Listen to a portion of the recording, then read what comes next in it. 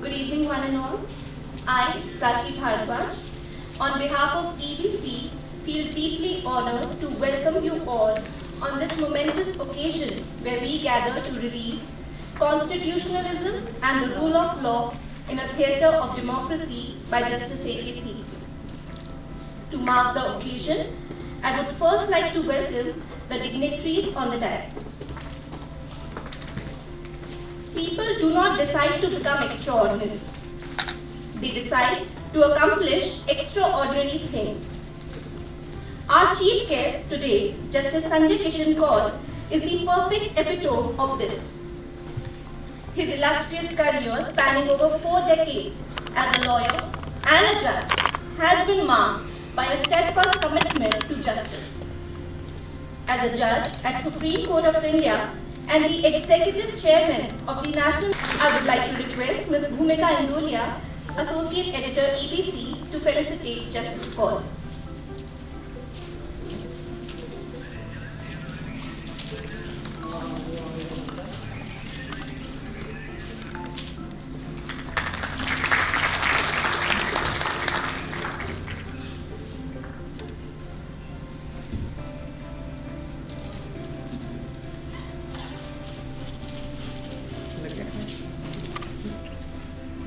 A good judge is not someone who is always right, but someone who is fair, impartial, and willing to listen to all sides of an argument before making a decision. Justice Sanjeev Khanna is a prime example of such a judge. Coming from a family of legal academics and scholars, Justice Khanna's 2 decades-long experience as a practitioner at the Delhi High Court and subsequent elevation as a judge at the Delhi High Court in 2005 and at the Supreme Court in 2019 attest to his unwavering dedication to the field. We are honored to have you here with us, sir. I would like to request Ms. Kriti Kumar, Editor, EBC, to felicitate Justice Khanna.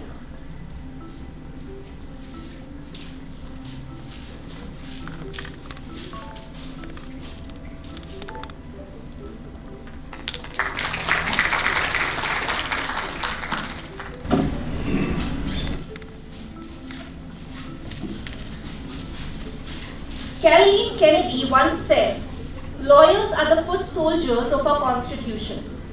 When rights are violated, they are the ones who are at the forefront of protecting them." This statement perfectly holds true for Mr. R. Venkatramani, the distinguished Attorney General for India. With 42 years of experience in mastering various legal disciplines such as constitutional law, human rights law, civil and criminal law, etc., he has proven himself to be a stalwart defender of justice and individual rights. We feel privileged to have your presence amongst us, sir. I would like to request Ms. Apurva Goyal, Editor EBC, to felicitate Mr. Venkatramani.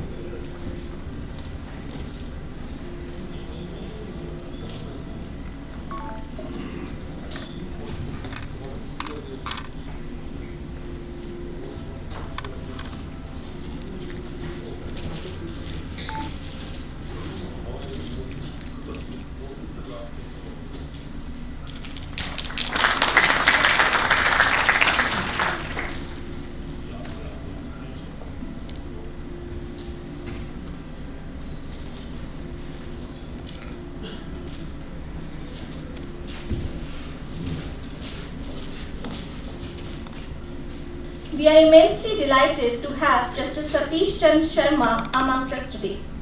As a trailblazing first-generation lawyer who has now ascended to the position of the Chief Justice of the Delhi High Court, Justice Sharma is not just shattering barriers, but also paving noble pathways for future generations. It is an honor to have you here with us, sir.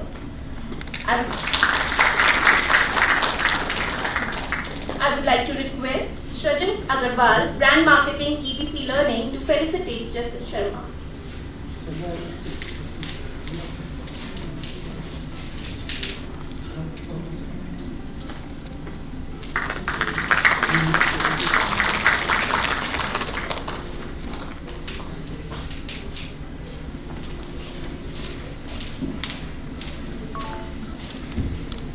Justice R.F. Nariman commenced his legal journey in 1979 as an advocate and achieved the distinguished title of Senior Advocate by the Supreme Court of India at a remarkably young age of 37. With an extensive experience of 3 decades in the legal profession, Justice Nariman has an impressive record of 500 reported judgments as an advocate and 360 judgments as a judge. Although Justice Nariman may have retired from judgeship, his enlightening YouTube channel continues to be cherished by all. We are delighted to have you here with us today. I would like to request Vidhi Khurana, editor EBC, to felicitate Justice Nariman.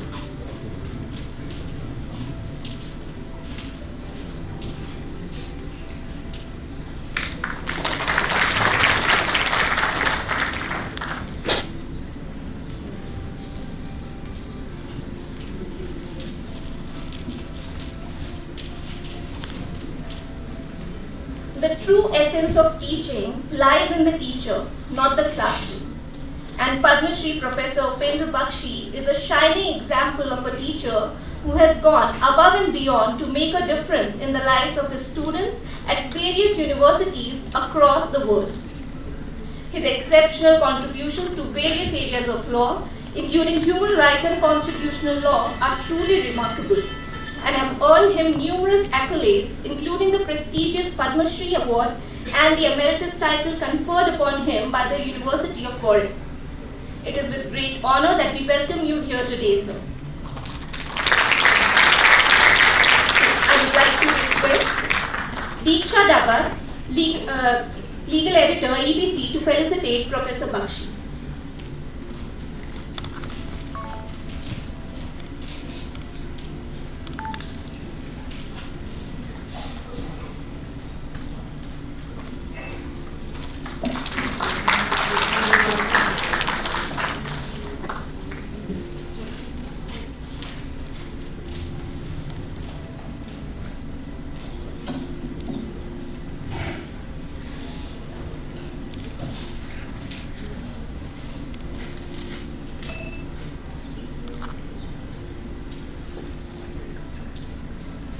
It is with great honor that we now introduce the man of the moment, Justice A.K. Sikri.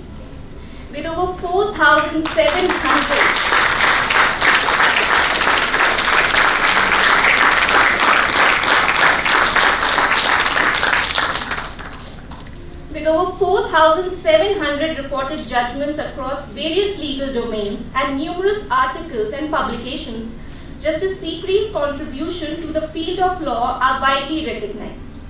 His famous quote, "While the human in law is important, humane in law is indispensable," reflects his humane approach to the law, which is evident in his latest book. Justice Sikri, thank you for writing this book that is sure to inspire Bhumika Kumar, Legal Content Marketing Associate, EBC Learning, to felicitate Justice Sikri.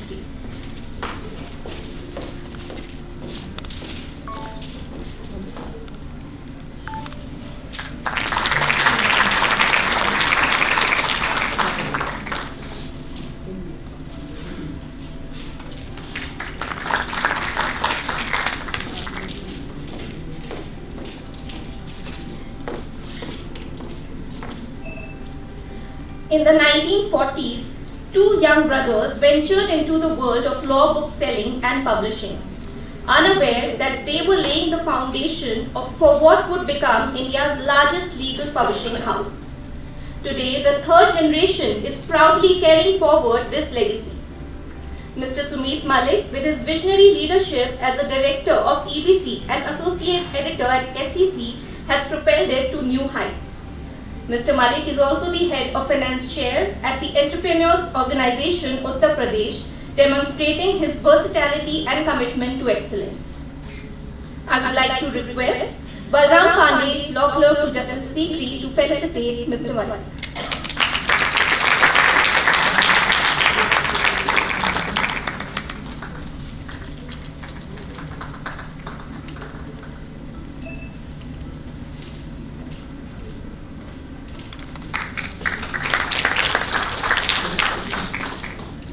It is also gratifying to have with us in the audience Honorable Sitting Judges of the Supreme Court of India, Justice Hima Kohli, Justice M.M. Sundaresh, Justice Ehsanuddin Amanullah, Justice Manoj Mishra, Justice K.V. Vishwanathan, Justice Ujjal Khuyar, former Chief Justices of India, Justice Uday Umesh Lalit and Justice R.M. Lodha, Honorable Sitting Judges of Delhi High Court, Honorable Sitting Judicial Members of NCLAT and NHRC, and esteemed former Supreme Court and High Court Judges.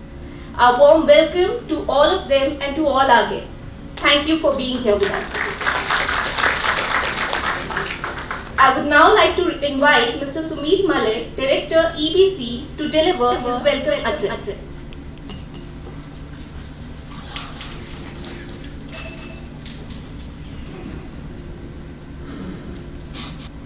My Lord Justice Sanjay Kishan Kaul, my Lord Justice Khanna, my Lord Justice Nariman, Mr. Venkataramani, Attorney General, Professor Upen Bakshi, Senior Advocates Mr. Datar and Ms. Madhi Diwan, Professor C. Rajkumar, Justice Sikri, our author, Honorable Judges of the Supreme Court, sitting and former, Honorable Judges of the High Court, sitting and former, Professors, students and gentle people.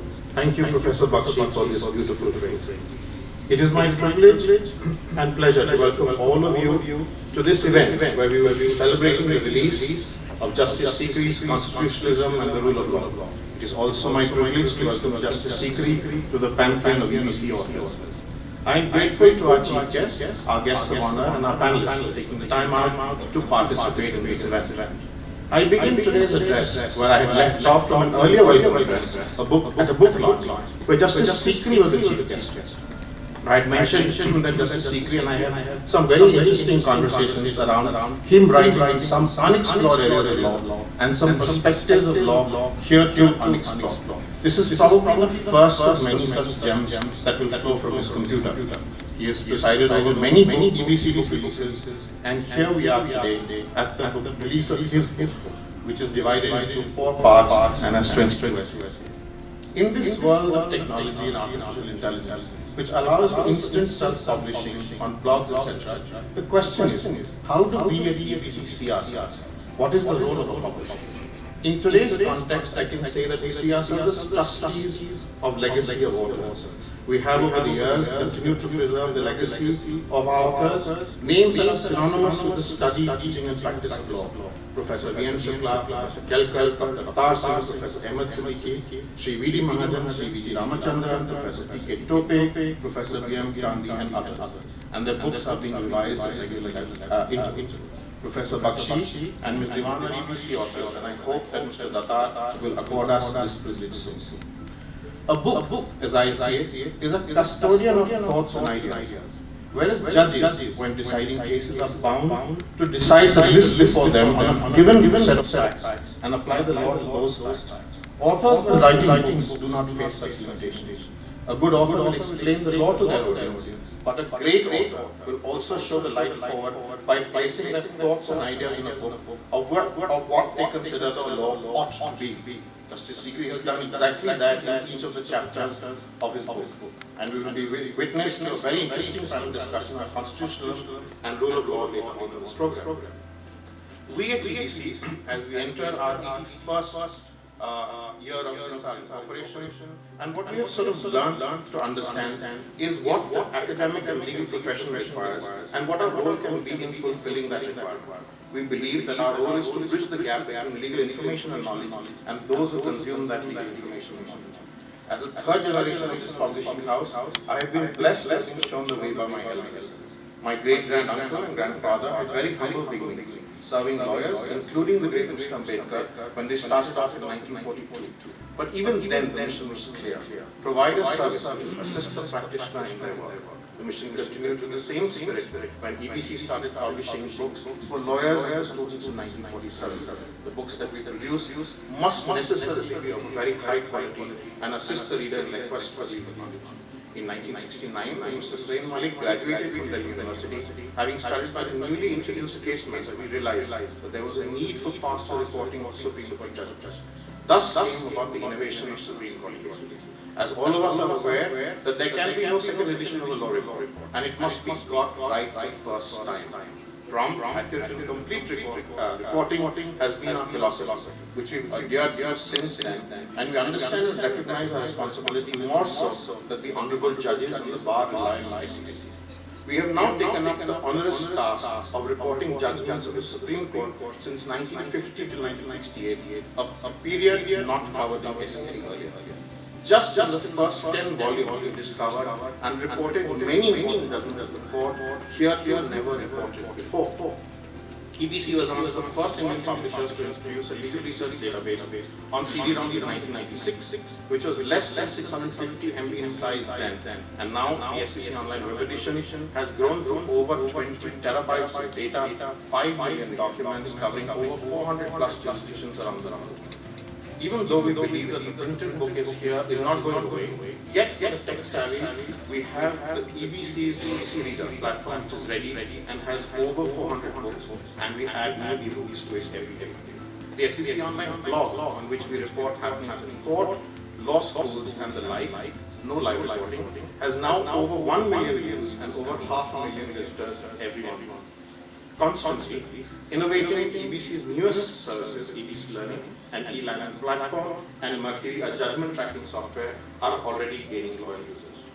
We are also fortunate to have as part of the EBC family a dedicated team of legal editors, software engineers, DTP staff, copy editors, sales and marketing staff, and managers who are as much, if not sometimes more, invested in ensuring that what we produce from the House of EBC is of high quality, authentic, accurate, and reliable. It has been a wonderful experience working with Justice Sikri on his book, and we've already discussed more works which are in the pipeline.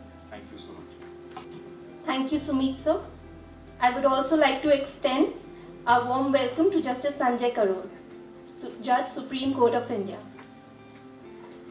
I would now like to request the chief guest for today, Justice Kaul, to address the audience. Justice Khanna, Justice Sikri, Justice Nariman, Attorney General, Chief Justice of Delhi High Court, Professor Sumeet Malik, Mr. Malik, a large number of sitting and retired judges, members of the bar, ladies and gentlemen. To see such a galaxy of luminaries around me is a matter of great satisfaction and a reflection of Justice Sikri's popularity and his legal eminence. I've had the privilege of practicing as a lawyer before many of the honorable judges here, being with some of them part of the bench, and so it's a momentous occasion for me also to be here and have the opportunity to introduce what Justice Sikri is written upon. Justice Sikri has always been an academician first, and thereafter a man of law for other reasons. His judgments reflect his academic interests. Many of the judges have also had the privilege of being taught by him. I didn't have that, I passed out earlier than that. Since Justice Sikri mentioned that he would be writing this book, I was eagerly looking forward to it. And it is my great honor to be here, invited as a chief guest. In addition to being a celebration of Justice Sikri's judicial career, the book is an important contribution to the constitutional scholarship. It covers a range of themes from the principles governing judicial review and the development of right-based jurisprudence to Justice Gregory, and serve as a useful guide for comparative constitutional studies. The book already carries a fitting forward by Chief Justice Chandrachud and an introduction by Professor Sumeet Malik, whose life work includes the study of Indian constitutionalism. It also carries an afterforward by Justice Nariman, whose understanding and of commitment to constitutional values is reflected in cases such as Navtej Singh Johar and Shaira Bano. Having received their adulation, and not much remains for me to say, apart from wholeheartedly endorsing their views. I have also had the privilege of sitting with Justice Nariman for almost more than 3 months, which was cut short in middle somehow. Professor Bakshi, who is in the audience today, famously theorized the constitutionalism is one of the three constitutes of the Constitution, the other two being the text and interpretation of the text. Building on Professor Bakshi's insight, one conception that has been construed over the years is that Constitution contains answers to all aspects of Indian life, or what contemporary scholars have described as constitutionalization. I would like to add a few words on this phenomena, which can often go underlooked, especially in the humdrums of the Supreme Court's daily work. The starting point is the distinction between constitutionalism and constitutionalization. While the constituents of constitutionalism are often contested, some elements remain consistent. Among these are judicial independence, judicial review, and the entrenchment of some constitutional provisions. These themes are richly detailed in Justice Sikri's book. In India too, the basic structure doctrine has been regarded as the strongest evidence of Indian constitutionalism. One concern in a democracy is the subaltern, marginalized groups who have been subordinated by dominant classes. While the text of the Constitution guarantees right of subaltern constitutionalism, has been given the subaltern a platform to realize their rights. We have all read and been inspired by Professor Upendra Bakshi's seminal pieces, Taking Suffering Seriously, in which he described how the social action litigation transformed the Supreme Court to finally come of age and become a court for the Indians. To me, the value of social action litigation extends well beyond the outcome. For example, the participation of subaltern in the process of litigation has contributed to the development of an alternative vision to the Constitution. This is significant as their voices are often silenced or erased from the democratic politics. Constitutional litigation has provided these subaltern voices a space to negotiate with dominant elites as the court process compels the state to respond to their claims or at least, very least, defend policies. Take the case of Tukaram versus State of Maharashtra, which was based on a rape complaint filed by the victim, Mathura, who was from the Adivasi community. While the decision did not do justice by the victim, the case became a part of the public consciousness. Protests and public meetings were held in different parts of the country, and many women groups were mobilized calling for both the reopening of the case by the Supreme Court and for reforms in the criminal law. Owing to the pressure, the government at the time asked the Law Commission to study the law on rape, which led to significant legislative reforms. While this case did not see success in Supreme Court, it sparked a nationwide movement that had grown and taken form of its own over the years. Constitutionalization has been used to describe the practice by which constitutional courts have been reviewing contentious social and political questions. The phenomena is common to both new and well-established constitutional regimes. In some ways, constitutionalization is a subset of what constitutional regimes. Professor Ryan Hershey describes as the transfer of power from representative institutions to judiciaries. I have always said that the judiciary should not intervene just because it disagrees with the government policy or the quality of governance. Yet we see many examples of this in India. According to Anuj Pujwania, courts have come up with several innovations such as diluting the rule of locus standi and procedures to take on governance role.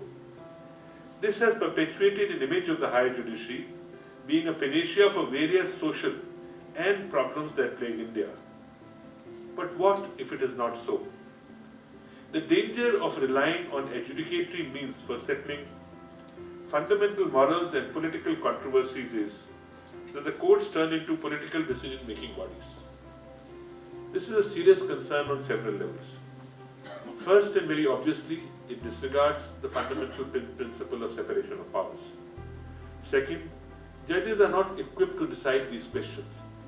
In fact, several of these questions are given constitutional color are not capable of judicial resolution. The only solution then is for courts to issue directions and oversee the process of resolution. However, courts rarely limit their role to oversight, and there is always a risk of going beyond this role. Third, approaching court to direct and design policy changes may insulate substantive policy making from democratic politics. In the long run, this can have irreversible consequences, such as fracturing the democratic fabric of the country. This begs the question, is there an alternative approach constitutional courts to decide contested moral and political questions? There are some contemporary examples of this. In Ireland, a predominantly Catholic country, the 8th Amendment to the Constitution of Ireland granted equal rights to mother and unborn child. This meant an almost complete ban on abortion. In 1992, the Supreme Court of Ireland allowed an abortion of a 14-year-old rape victim on the basis that she was suicidal. Yet, the Supreme Court ruling did not make it legislation. Then we heard of Savita Halappanavar, a 31-year-old Indian origin woman, who was 17 weeks pregnant when she was denied an abortion that resulted in her death. Her death reignited the campaign to amend the Irish Constitution and legalize abortion. Eventually, in 2018, a referendum repealing the 8th Amendment was held, where the Irish people voted to remove the 8th Amendment with an overwhelming majority of 66% to 34%. Although approaching the Constitutional Court remained an option, it was public reason that persevered. It now stands out as an inspiring instance where contested ethical questions were decided by public themselves and without any judicial intervention. Another example of choosing to not subject every aspect of social life to the lens of judicial or institutional recourse is the Me Too movement, which gathered momentum a few years ago. It was a time when numerous accounts of sexual harassment were shared on social media to raise awareness about how common sexual harassment is. Those who were called out were almost always persons who occupied a position of power or influence over the victim. An employer, a teacher, or a senior in college. It also included institutions who were called out for enabling abuse or for refusing to accountability when they were made aware of it. A common critique to Me Too movement was, why have the victims now filed a complaint and chosen instead to name and shame on social platforms? And here lies the movement's uniqueness. On one hand, it signaled a rejection of the law for being ineffective in redressing claims of sexual harassment, while on the other hand, it was an active choice not limited redressal to a legal standards and remedies.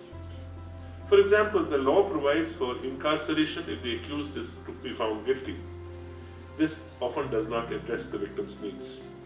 The Me Too movement was a watershed moment in the sense that it enabled accountability, reconciliation, and peacemaking with the perpetrators through the means of public apologies and acknowledgements. It prioritized, without any judicial intervention, restorative justice response to sexual harassment by bringing together victims and responsible parties. Therefore, a broad point which I wish to make is that we must encourage a cultural examining social and political problems critically, instead of viewing them as problems that will ultimately end up before a constitutional court. The solutions arrived at are often more equitable and enduring. Of course, as long as these social and political questions continue to be referred to constitutional courts, the approach that Justice Sikri suggests in his book of following a balanced approach that tends neither towards activism nor self-restraint is the best approach. I began with the analogy to the yew tree immortalized by Wordsworth in his poems. Through this book, Justice Sikri's ideas will remain timeless, with this book serving as a lodestar for generations that never had the opportunity that we, as contemporaries, have had.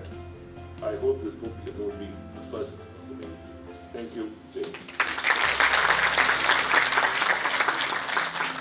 Thank you, sir, for your enlightening words. I would now like to request Justice Nariman to address the audience. My dear Arjun, Sanjay, Sanjeev, Venkatramani, Chief Justice Sharma, Professor Bakshi, Mr. Malik, dignitaries, brethren, ladies and gentlemen. This beautiful book has come as a timely reminder to democratic governments worldwide not to tamper with constitutional values. You have all seen what has been happening in Israel at present. Israel has, despite this huge demonstration by so many of its people, bludgeoned through a law in the Knesset in which it has cut at the root of constitutional democracy. It has done three things. One, it has tampered with the appointment process of judges. Two, it has tampered with judicial review. And three, it has tampered with how you judge legislation. In short, the balancing act that judges perform, stating that a legislation is either reasonable or unreasonable. Israel and India started out pretty much at the same time. They started out in 1948, we in 1947.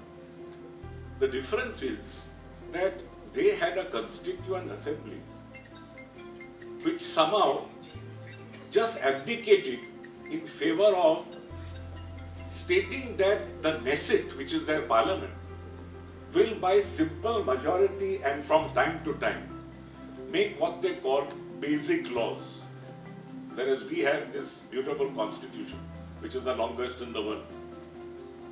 So Israel is therefore without a written constitution. And look at the consequence. Basic law after basic law has been made. There are 13 such made till date. One of them in 1984 was a basic law with the judiciary. And apart from setting up an independent judiciary, it had a judicial appointments commission in which 5-4 it was tilted in favor of the judiciary. You had 3 members of the judiciary, you had 2 from the bar, and on the other side you had 2 ministers and 2 MPs from the Knesset, which resulted in persons like Barak being appointed president of the tribunal, a man who Justice Sikri admires and whose name will be throughout the pages of this book. And it is this great president who laid down judicial review as a matter of Israeli doctrine in 1995 in that famous Bank of Israel case. Now, despite all this having been done, the appointments process now by the new law is sought to be weighted greatly in favor of government. In India, fortunately, we have had 4 judges' cases, all of them of large benches, first of 7 and the next 3 of 9. And the upshot of all these judgments ultimately is that we have wrested from the executive the right to appoint our own judges and have jealously guarded it by ultimately even striking down a constitutional amendment. Unfortunately, in Israel, today this is not the case. And the idea obviously is that the appointments process is now in the hands of a right-wing government, which will now appoint judges only favorable to its policies. The second change they have made is also something that has been tried here before. The change made in Israel is that only 15 judges sitting en banc now, instead of in divisions, can judge the constitutional validity of a law. And if it chooses to strike down such law, 80% of them will have to agree. If you remember, one of the many features of the 42nd Amendment was exactly this, that 7 judges here of the Supreme Court and 5 judges in the High Court would be the minimum number to decide constitutional validity of central and state statutes respectively. There was a bifurcation. And 2/3 majority was required in both.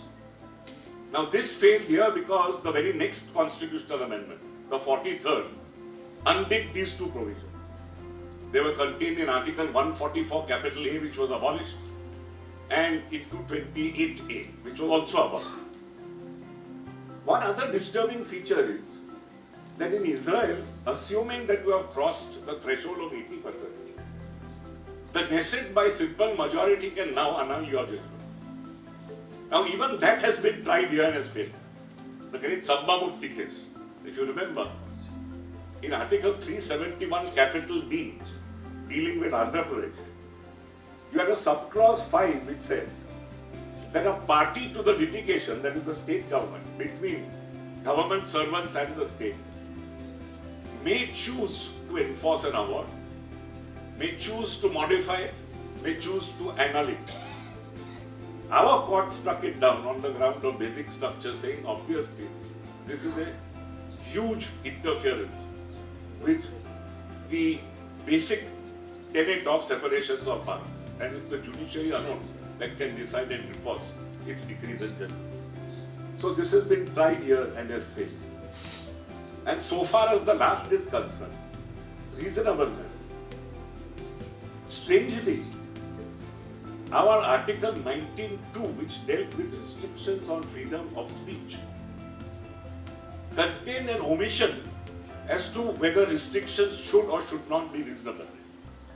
This was immediately rectified by us in our first amendment. So reasonable was added. Whereas here now what they are seeking to do is to take it away. The people in Israel should be given a copy of this book, because this book will show them our way of having dealt with each and every transgression that has been made. Thank you all very much. For those wonderful words, sir. I would now like to request Mr. Venkatramani to address the audience. Address the power-packed audience, I think I require a lot of humility. And I suppose I'll be able to gather it in the course of a few minutes of my very confined engagement. I mean, to this book, when it landed on my table, I was wondering when I was going to complete reading this book. But I proved myself false that within 24 hours this book landing on the table, I almost finished reading this book, because the absorption content of the book, I confine myself to only one concept which I think may float around for some more time around us. If Montesquieu has to be here today, probably he would fundamentally rewrite his book. And if the grammar of politics has to be rewritten today, we would be probably looking at the whole world of political process, lawmaking process, institutions involved in this, and the rules of regulation concerning these institutions in fundamentally different ways. And when I wrote a book on Justice A.K. judgments for the first time, I was exposed to an idea of a new theory of courts, where courts become deliberative institutions. They're not merely institutions which are to receive and to respond. So we did a new theory of courts where, in the expanding horizon of fundamental changes in life around the world, domestically and globally, this book brings a very interesting insights. When I say the new theory of courts, I must digress here for a minute. When that philosopher, American philosopher Alfred North Whitehead, thought of the world as an idea and a process, and you compare it with it and bring it in the realm of lawmaking today in contemporary societies, and coupled with the more fundamental thing that's happening. When Karl Marx said in his Communist Manifesto, philosophers are only either to interpret the world, but the point how it is to change it. Who is the agent of change? what kind of institutional processes and what responsibilities, obligations, duties, powers, how do you spread regulatory understanding on all this? So you are seeing globally now the driving power of changing the world has headed different trajectories. Russia, China, and the new emerging democracies in Eastern Europe. So there is a new unfolding development across the globe where the relationship between institutions of law, I call it in the larger sense, institutions of law and justice, legislative, executive, judiciary, we have a very conservative understanding, very traditional way of looking at it. But the lines become very blurred. But Justice Kaul talked about the importance of maintaining certain lines, and I think today we are moving the lines sometimes here, sometimes there, but depending upon a certain trajectory and persuasions which enter the court process. Will it be possible to have them brought within a concept, a rule, a regulation, an understanding? I think it's going to be very difficult. But we need to move in that direction. And all the important insights which we gather every day from the Constitutional Court's work, I think gathered in this book. And that's a great contribution which I think one can probably talk about the book. And the spread of the chapters, when you just pick up the contents of the Universal Declaration of Human Rights or all those later day conventions and covenants, you can all condense them and put them together in this book and see them here. When Vishaka was on the part of our jurisprudence, we were sitting back and wondering what exactly is this new entry in jurisprudence. But it has become the mainstream of our understanding of law and justice. And how did it happen? I think it must happen more and more. If the attorney doesn't speak like that, I may be, of course, very conventional conservative. If the attorney speaks a little more, I can be radical. But I think the line somewhere lies between this. Even I will probably talk about the understanding of conventionalism, radicalism, etc. I think outdated. Because the way global changes are taking place, global institutional motions are moving towards unknown areas. I think we need to welcome ideas which are contained in this book more and more. And every endeavor, every effort, every human mind's engagement in writing more and more about these ideas, I think are going to be part of a life and a common engagement towards justice. With these few very humble thoughts, I close my address today, and I'm sure that this book will not merely traveling around the Indian shores, but across the globe. I wish you all the best, Justice Sikri. Thank you for your enlightening words, sir. I would now like to request Professor Bakshi to address the audience. And distinguished justices across all, Chief Justice, distinguished members of the bar, very many distinguished friends and participants whom I see up to the middle of the room, of the hall. Sumeet Malik and Sumeet Malik and dear friends, it's very nice to be here and to hear so many learned speeches by people who know better than I would ever know. Therefore, I'm in the business of taking huge notes. And I have this habit of, taking notes ever since Murli is there, and I would know. He was my teacher to the Government Law College in Bombay. So it's a pleasure indeed to have him here. And it is very nice to be talking with you all this evening. I entirely agree with Justice Nariman's standpoint that this book should travel to people of Israel. And I think it should be translated both in Hebrew and Arabic. Moreover, I think it's on the agenda of Sumit and Surendra now. Because Justice Sikri refers to Barack very often in his book, and is a strong humanity of constitutional judicial review as he expounded it, and rule of law as Barack expounded it. He tested the limits as we did on basic structure. The justices, learned justices tested the limits not of their own power, not of the executive power, not of legislative power. It's very, very vast indeed, compared to what judicial power wrestles with. Judicial power only imposes reasonable limits on executive and administrative powers. That's all it does. But the propaganda is so heavy. So I don't know what Israel can return by way of a gift to us. Maybe we think about that sometime.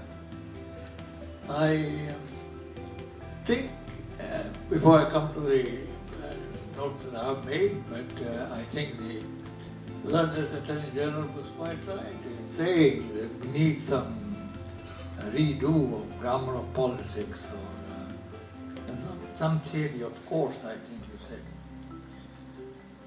And the globalization, hyper-globalization, headlong and heedless globalization that we see now all over the world, plus this spectrum of war as a solvent of basic problems that people have. Regime change, as in Syria and Iraq and other places, Libya. The world does not wait for theories to arrive. And therefore, are we wrong in seeking with good old liberal values, constitutional values, or should we look around? It's a big question. I don't know the answer to it. I personally consider the search itself is dangerous. I have to say this to you. The search of adjusting theory of law to changing circumstances, global circumstances, is itself a moral mistake. That's what basic structure teaches me this. There are certain values by which we must go by, as a nation, as a society, as a state. No matter what happens elsewhere, 60% of Republican Americans belonging to the Republican Party think that the elections were stolen in 2020 by Joe Biden.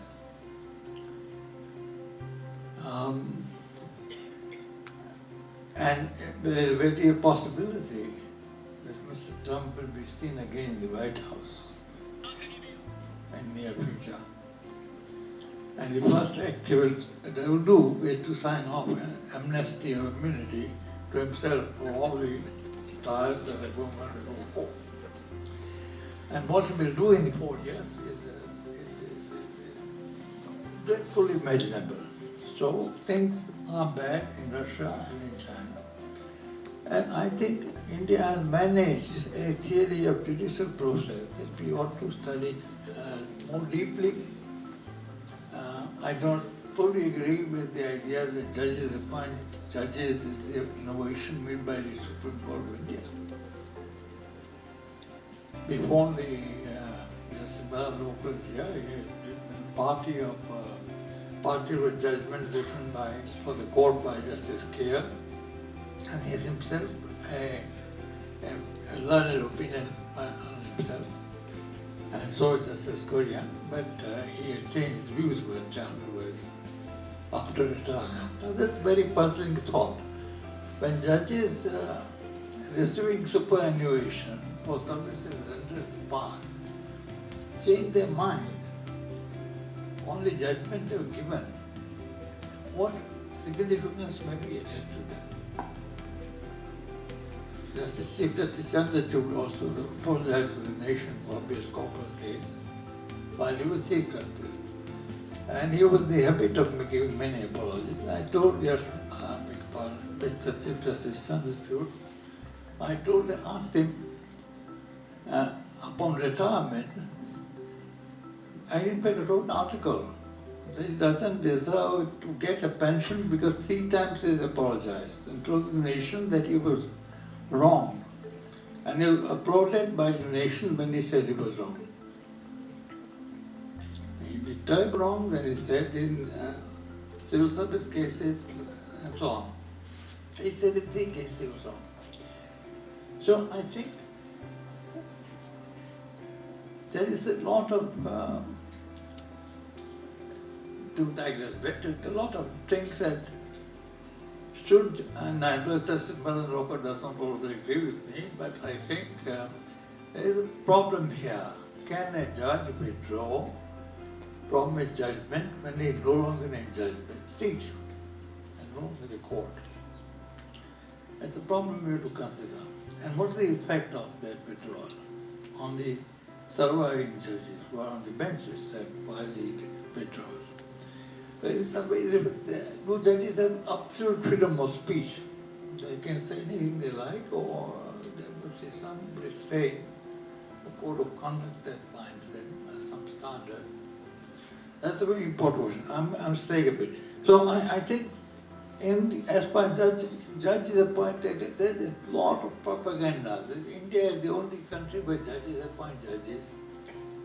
In fact, Justice Pandyan in the second judge's case went so far as to say that judges were always appointed judges right from 1919 Act, multi-term sole reforms, or at least from 1935 Act. And the Union Law Secretary filed an affidavit in the second judge's case, saying that out of 400 justices appointed, 394 or 395, I don't remember exact number, but thereabout, were in fact approved by the Chief Justice of India. So the consultation always meant concurrence. The Attorney General argued in the second judge's case, he conceded that we give limited primacy. That's what Justice A.K says, who did the judgment? Who did the judgment? It's a big question, set apart. He is there, Justice Malik said.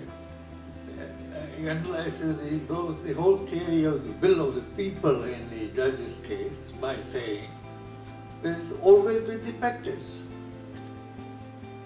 Even though one member of Parliament, Ramjit Pranani, dissented, the rest of them accepted it and analyzes Ramjit Pranani's speech very eruditely publicized. So it is always since the Constitution, Chief Justice had got a major role in appointment of judges. Chief Justice becomes equivalent. Where is the innovation, I ask? So I would appeal at least to younger people here. I can speak only about has-been people like me, authoritatively, and they sometimes speak here. But you should read the judgments. Enormous judicial labor goes into writing the judgment. Enormous labor goes in the arguments to be made. And Justice Sikri's book is very useful in that regard. You must read judgments carefully, and if lawyers and lawyers suppose to read it for different reasons, I don't know if they charge so far in the bill reading fees. Really, I am so and so to so and so, and then could you have to take some time or something? I don't know whether they do it now still, but they used to do it before. Many testimony judges have reading fees. That means they've done the labor of reading a case. Why have they?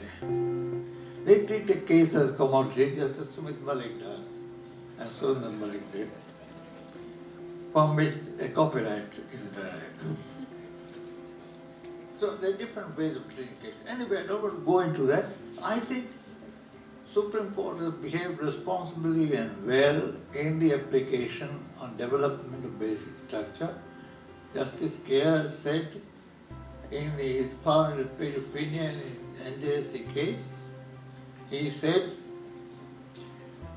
and it is the most important statement made ever by any judge, said it's a bedrock of the Constitution, it's said to be bedrock of judicial interpretation. But it is the idea of judges, appointing judges, or idea of basic structure, he called it a fragile bastion. That one has to be ever so careful and anxious.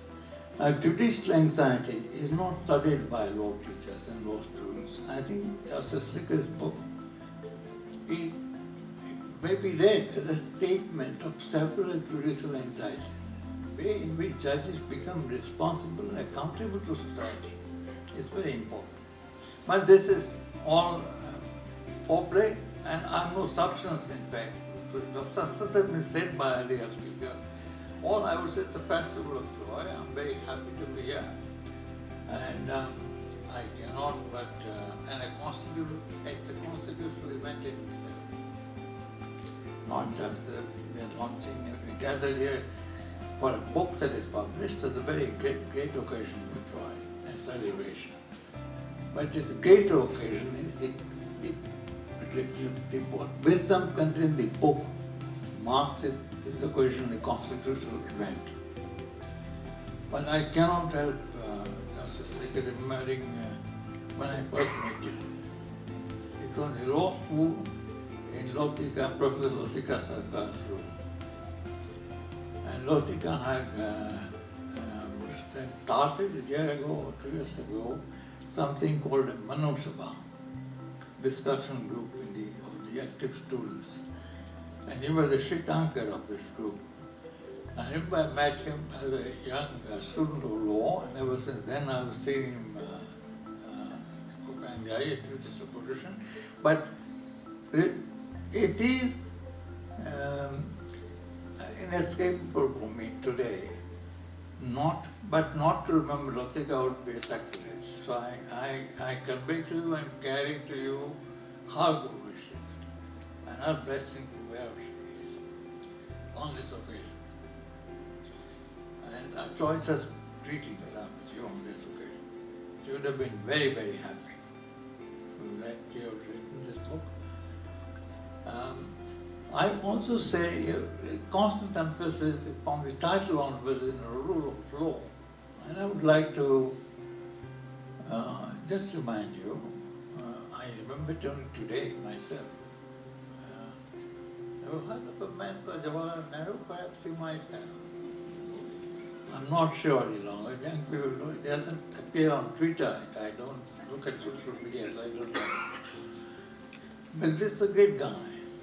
And inaugurating, I think, the Afro-Asian Consultative Committee meeting conference on the subject of rule of law. He said the rule of law must run close, and I quote him, to the rule of life. And I've been teased by this statement. And I get a lot of insight from Justice Sikri's book on what the rule of law might be, what the system for judges is comes first. But I don't understand rule of life. Rule of life, was it the 9th Amendment? First Amendment, 9th Schedule?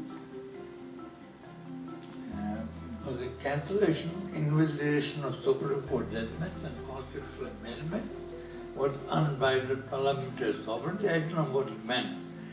But he had an important point that it should run concurrently, close to social life.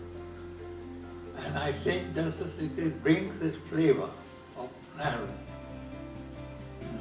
insight into the rule, that it should not be only what Justice Sikri, I think, calls somewhere ivory tower values of the judge or of the court, but it must resonate with the people at large.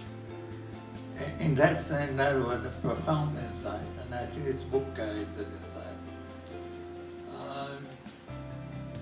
I must end, but and after I make 2 remarks. One is,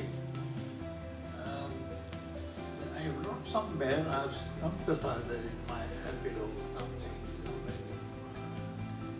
He's the only judge, by the way, who has only justice, by the way. I can't think of anybody. if I'm wrong, correct me, who is acknowledged as two teachers by the chapters in the book. One is social esteem, and second is somebody called, I forget who it is. It is very interesting that he died, because after all, it shows a great mark of humility, of fellowship, of learning. We all learn from each other. It's a very good thing. And therefore he learns also from previous judges, whether lawyers understand it, arguing counsel understood in a certain way, but he understands prior decisions in a very creative and concerned ways. And he cites Bachchan Singh, I think, in Justice Jaswant Chandrachud. And that a wonderful quotation he cites. The last word I quote on justice, the question of justice and fairness, does not rest with the legislature.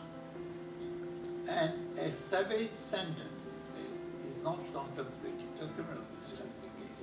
A savage sentence is not contemplated by the Constitution. I think this is a very important ingredient, integral part of the rule of law. That everything must be proportionate, and that if you combine this recall of Justice Y.V. Chandrachud with his own passionate defense of proportionality, Justice Sikri's defense of proportionality, it's not a value of law, but a social value, constitutional value, a value for desired social society, social order. It is, I call now that particular observation, and that several times it recurs, the theory of the last word. And that's what courts are meant for. When they dispute, it must not be quietus somewhere. And the quietus belongs not to legislature, not to executive body. And that is in the nature of interpretation. Now, I classify three kinds of courts in India. That is not a place. One is, I said, Andhra Pradesh. Now, after court was Padium. And I was asked to speak on independence of judiciary. And I was tongue-tied, could not speak. And I said to Justice Padium, Chairman of Chief Justice of the High Court, I said, I'm tongue-tied because I know half the people here, justices, have been blessed by Justice Sai Baba. I'm nothing against religion, but we are supposed to be a constitution of all religions. Anyway, I classified the Lokata, nothing against, I respect him, I respect all religions. I said we were Kacheri, there's an Adalat, we have Lok Adalat, to which the question of independence of judiciary is matter. But we have something called Parlok Adalat. For Parlok Adalat, the independence of judiciary makes no sense. So I think we have to be very careful that the Supreme Court, the High Court, and other courts not become eventually that third kind of courts in India. That might be a good thing for the believers, but it's not a very good thing for all kinds of people that abide in India. So I think I must now end with the all of things. So to say, well, end by saying, by making a personal request, Justice Sikri. Let wise and reflexive works follow from your active scholarly pen. As I've said, my beloved, I can only greet back Justice Sikri as Professor Justice Sikri. I guess I truly now this honor. And I think combined with you both experience and insight, and creativity and discipline as a judge, and have a lot to offer to bench and bar. Therefore, I think you should write, above all, an autobiography. And judicial restraint should not be a virtue. When you write autobiography, you should please tell us and other next generation after that, about things you've not spoken about.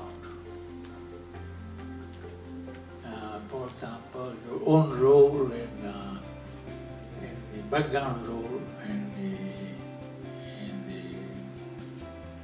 if I may say, so-called judicial revolt of 2017. I think we should know what did you do in your curated capacity. What I distinguish between organizational adjudicatory leadership, OAL, Cambridge Press and Publishing, and hermeneutical judicial leadership, HAL. So I would like to know a little bit from all justices about the organizational role they played, administrative role they played, or a role of peacemaker they played. For example, at the time of the courts during the Janata Dal time, to split down the half between Janata justices, so-called Janata Dal justices, and the Congress justices. We all remember that. And just when Chandrachud's time, Chief Justice Chandrachud's time, I was a personal witness, organized witness to this vertical split down the middle. We do not know, we as people of India, we as citizens of India, do not know what goes on in this world. And there must be ways without displeasing your colleagues. And you are a fine diplomat yourself, if I may say so. Maybe you are an ideal author of a biography, and let people know what you think happened in your time to the judiciary. And that we never know, and I think it would be invaluable if you were to listen to this sometime in your writing. Thank you indeed.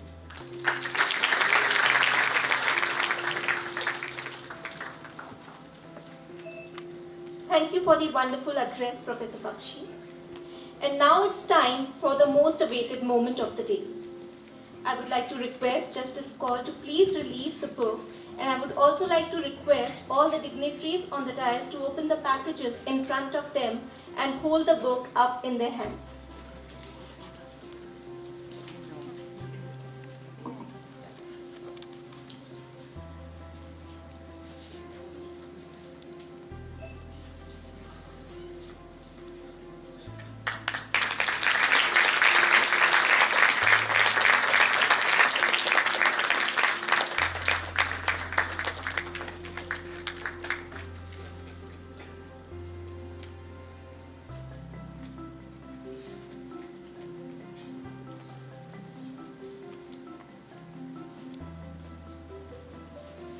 Thank you, everyone. It was truly a remarkable moment to witness. It is now time for us to hear from the author himself. Justice Sikri, please address the audience. Let me, at the outset, say that I am grateful to all those sitting on the dais who have really made this occasion very memorable for me and my family. And I'm also beholden to each and every person who has come and graced this occasion. I find my colleagues at the bar, many advocates here. I find my colleagues on the bench, many sitting judges and retired judges, both from the Supreme Court as well as High Court. And it's not only Delhi High Court. I have presence from Punjab and Haryana High Court. I have presence, of course, they're sitting on even retired judges, and there are many professors who have come and graced this occasion. So I am, apart from my family members, so therefore I really extend my gratitude to all of you. My role was simple and straightforward today. That was to introduce the theme of the book. But I feel that it has already been done by all these esteemed speakers. Let me only share some of the thoughts. Actually, it was in the year 2018 when, as on this November 26th November, every year we celebrate Constitution Day. And it was the 67th Constitution Day which was to be celebrated. And I was asked by the Chief Justice to, all of us and many others were asked to write an essay, contribute, so that it is made a part of the book that was to be released on that occasion. And at that time, I was just reading some article where a great political thinker and historian had said that the average life of a constitution, he had studied, he had quoted from some study by some university, that many constitutions have been written in various jurisdictions, and the average life is only 19 years. That if we take the average of all, the constitutions have not survived more than 19 years. So the thought came to my mind that, okay, this is our 67th year. So what is the reason? And I therefore deliberated on that and wrote The Endurance of Indian Constitution, an article on it. Thereafter, we come to COVID. Mr. Lalit Bhasin was now writing a book on the 70 years of the Constitution. And he asked me to again contribute an essay for that book. And this time, I thought of constitutionalism, on that, or Indian constitutionalism, and we have to write something. COVID and particularly lockdown period gave me abundance of time which was available at my disposal, and I had read a lot about this. Whatever is the literature in various other countries, how the democracies have survived or thrived, or how democracies have even died in various nations. And then I wrote that again in the context of Indian Constitution, and I came to know, I would say it's not my naturally original idea, that there is something constitutionalism which is above the Constitution. Justice Kaul has dealt with that in detail. And I started from the beginning. Maybe, as Professor Bakshi has said, that I am a professor judge, so that maybe instinct was there. And so starting from how the democracies came into existence and how democracies are governed, it is not necessary that there has to be a written constitution. As we know, England doesn't have. But then coming to constitutionalism and governance by the elected people. As we know, our constitution, it starts with we the people. That means that it is we the people of this nation who have constituted this republic. And most democracies recognize that it is the will of the people. And going by that, the social contract theory, which was propounded by Thomas Hobbes, and how it developed over a period of time.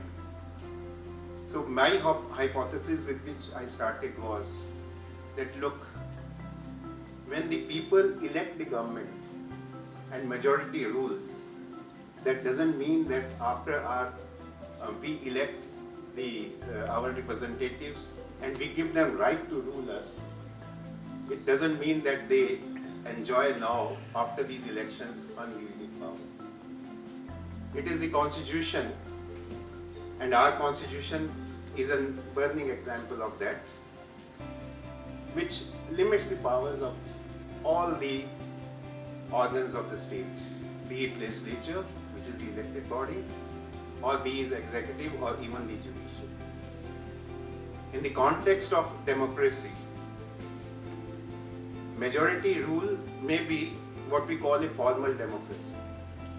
But when we talk of substantive democracy, then there are certain precepts, there are certain other values which have to be there. And these include respecting human rights, such as freedom of speech, the right to equality, and the right to life and liberty, ensuring certain rights to ethnic and other minorities, and adhering to the principles of democracy, thereby giving voice to opposition as well. And when we have these precepts in a constitution, we are in the era of constitutionalism, or we say that this is not only a formal constitution, but there are the elements of constitutionalism in that. Interesting thing is that on the one hand, or rather I would say the hypothesis goes further, that look, it is we the people, if we have elected the government, that doesn't mean that we have ceded our human rights or basic rights, which are based on dignity of human being.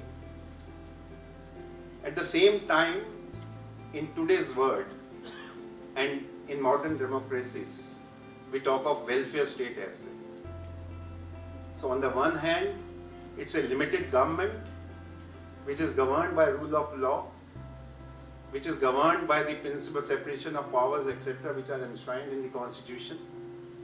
And on the other hand, it is also a responsibility cast on the elected representative to work for the benefit and for the welfare of the society.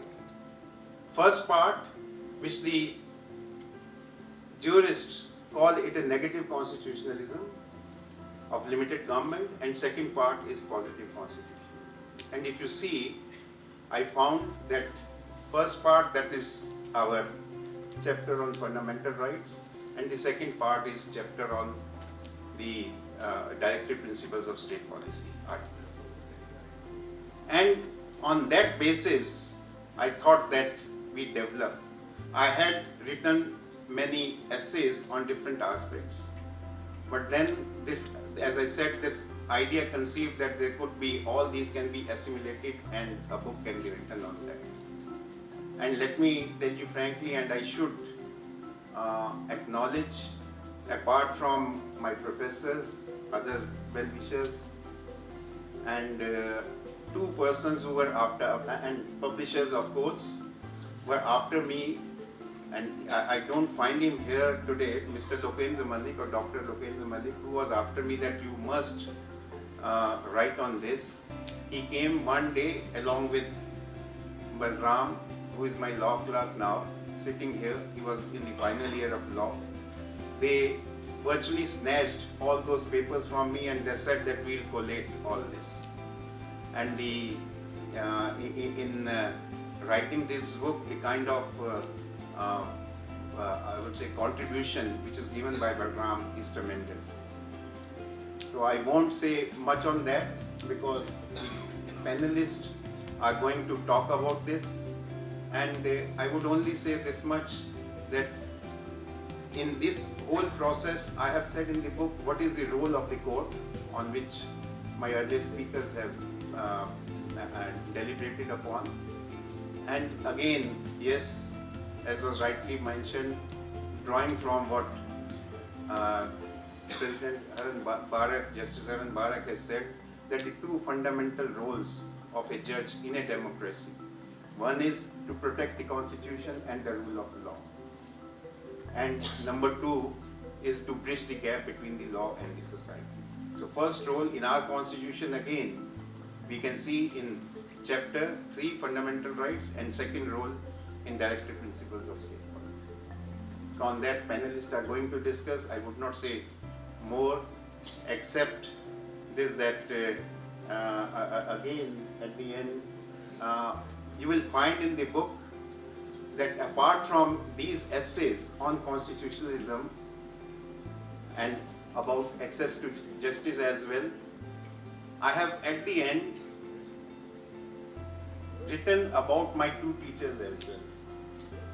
One is Professor Bakshi and other is Professor M.P. Singh, who is sitting here. Because I feel that the qualities of a good lawyer, first good student, then good lawyer and a good judge, which we acquire over a period of time, the seeds were sown in law faculty by my teachers. And therefore, I have still tried to weave it, these chapters also in the theme of the book, if you go through the book. And these are not out of place, but at the same time, it was my duty to mention that as well. Last comment, Professor Bakshi, you were saying about our first meeting in Dr. Latika Sarkar's. I remember those were the days, and why I am saying so. This was reverse of ADL Jabalpur in law faculty, which I witnessed. Professor Latika Sarkar was our professor in charge. And if you remember, those who were students in law at that time, because of emergency, there were no elections, students' election. Instead, there used to be a committee constituted where persons would be nominated, they would run the student union. And who would, in each college, would be the person, convener we used to call, convener, co-convener, instead of president and vice president. From top command to every college, this would come that this is our list and you nominate them. Professor Latika Sarkar said, sorry, I'm not going to accept what you are saying. I'll have my own person, and she has chosen me. And in that context, we were there in that room, and she described about me to you. Of course, thereafter, I remember when I became the member of the academic council, and you as professor were also member, as dean, and 2-3 times in the evening from law fac, when I would go to university vice chancellor's office there to attend the meeting, where you would give me a ride, and from in your car, you took me, you said, oh, you are also going there for meeting, come with me, I'll take you there. So, and only last thing, Professor Bakshi has not taught me, but taught me in the sense that he was not my teacher in a formal sense. But in jurisprudence class, when many students used to ask her outside that of other sections, that you know what is the difference between law, a law and the law, you would be surprised, what is this all about? So then what are you studying? Are you studying jurisprudence? If you don't know what is a law, what is the law, go and attend classes of Professor Bakshi. And we would go, even not in that section, and would attend those classes, where we were told the distinction between law, a law and the law. Thank you very much.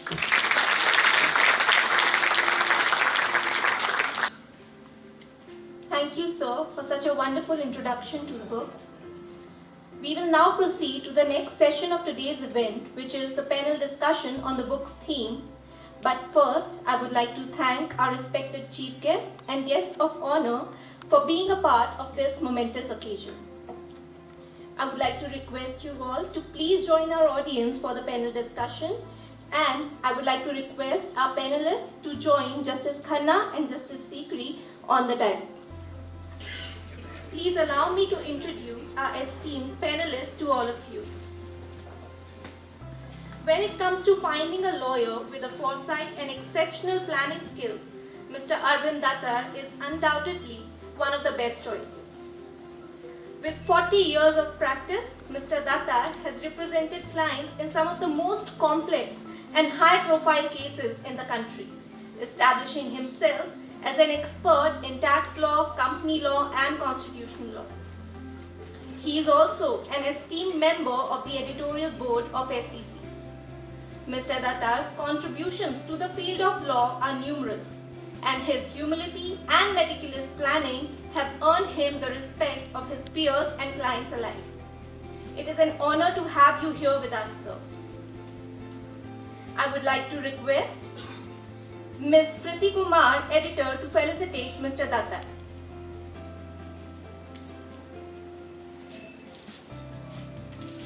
May I suggest that we can save some time and do other felicitations later, because as you can see, I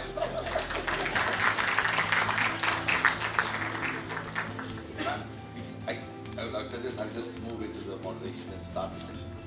It will help everybody, I suppose. Please allow us to go ahead with the felicitation. Thank you. I'm so sorry. Just the felicitation at least, please. All right. I would like to request Ms. Apurva Goyal to felicitate Ms. Madhuri Dima.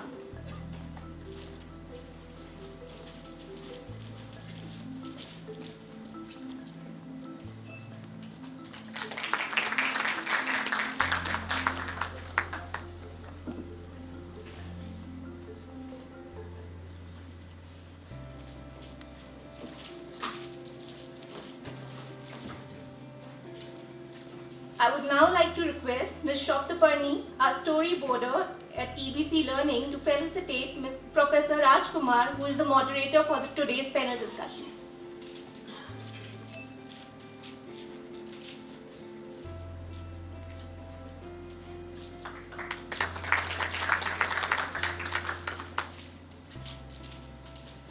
The stage is all yours, sir. Thank you very much. It's been a fascinating launch, and I want to first of all congratulate Honorable Justice Sikri for really taking out time from the life of a judge to be able to write a book, some of which has been part of his previous writings, but to culminate that book into a fantastic tour de force on issues surrounding constitutionalism, rule of law, and democracy, and of course also to connect that entire story as a part of a wider theatre of democracy is truly fascinating. Congratulations to you, sir.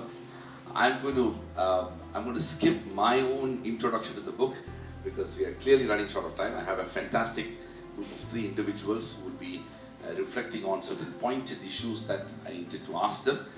We have with us Honorable Justice Sanjay Kishan Kaul, Judge of the Supreme Court of India, Mr. Arvind Dattar, Senior Advocate, Supreme Court of India, and of course Ms. Madhuri Dima, who is another Senior Advocate, Supreme Court of India. My first question to you, sir, Honorable Justice Khanna.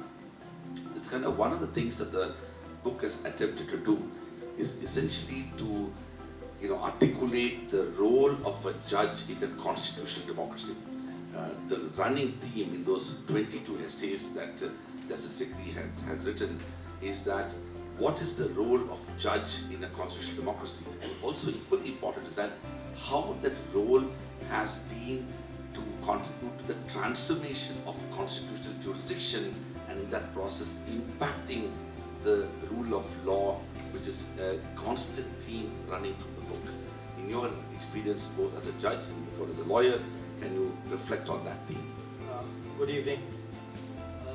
If one goes through the book, as far as the role of the judge is concerned, short sentence has been observed to uphold the constitution and the rule of law, and secondly, to bridge the gap between the law and the society.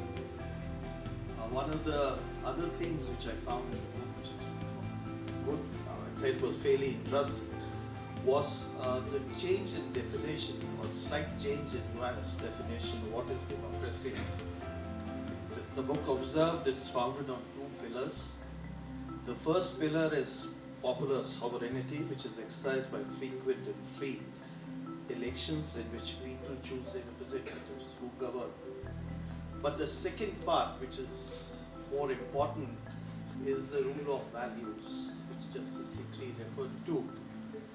In the book it is mentioned the rule of values will mean separation of powers, rule of law, judicial independence, human rights, fundamental principles that represent judicial values such as morality and justice, societal purposes such as public peace and security, and so forth.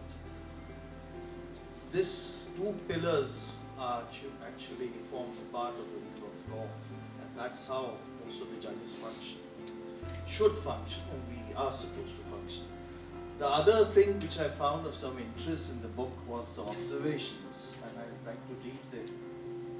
Decision makers are influenced by assumptions and expectations about gender, ethnicity, class, sexuality, and other characteristics. Despite the judicial system's professed impartiality in terms of rule and decision-making process, experience shapes ideas and perceptions may have major difficult-to-see influence on judges' interpretation and implementation of laws. This is something which I have noticed and often try to check myself in the decision-making process, because invariably our likes and dislikes determine the beliefs about the work, and they get reflected in our judgments. Dominance of conclusion over arguments is something which we must reflect upon and check. Sometimes if the emotions get very high, it becomes very difficult. The third aspect in the book which I found was quite fascinating was the yardsticks to determine whether a judge is an activist or a restraint, exercises undue judicial restraint. One thing I just want to, I feel is probably the difference which we normally derive between judicial activism and judicial restraint probably requires a little correction. I'll rather divide it into three parts: judicious approach, passivism, and overreach. In the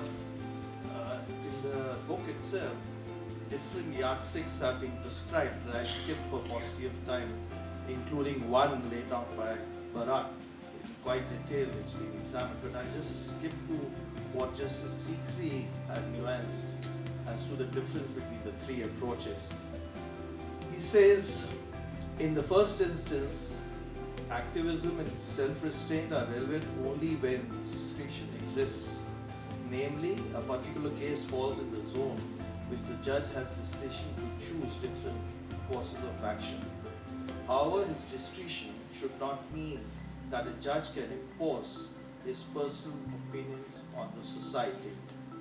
The second is reference to what is called the pragmatic approach to a particular issue, but at that time confining within the boundaries of law. Here the distinction is made between judicial activism and judicial restraint. The third one which he has derived is linked with the particular society, that these two concepts, or rather three concepts, are linked to the particular society and the legal culture in which we operate. I like to add to this the subject matter involved and the times we are passing through. Sometimes the subject matter involved is such that we have to restrain ourselves or show activism. So these are the three things as far as the role of judges, which I found quite fascinating in the book. They made me think about our functioning courts and the role of judges. Thank you, Justice Khanna, for really picking up some of those important points which Justice Sikri has articulated. Let me move to Mr. Datta. As a long-time member of the bar, you have seen the evolution of the courts and, of course, the judiciary itself. Can you reflect about some of the new challenges that the courts are facing today, especially with regard to that transformative constitution that Justice Sikri constantly talks about in the book itself?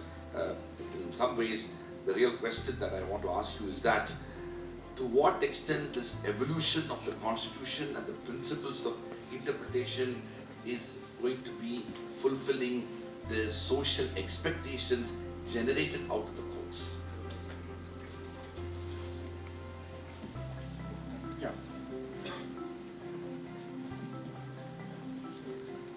Yeah. First of all, before I start, let me congratulate Justice Sikri on a wonderful book.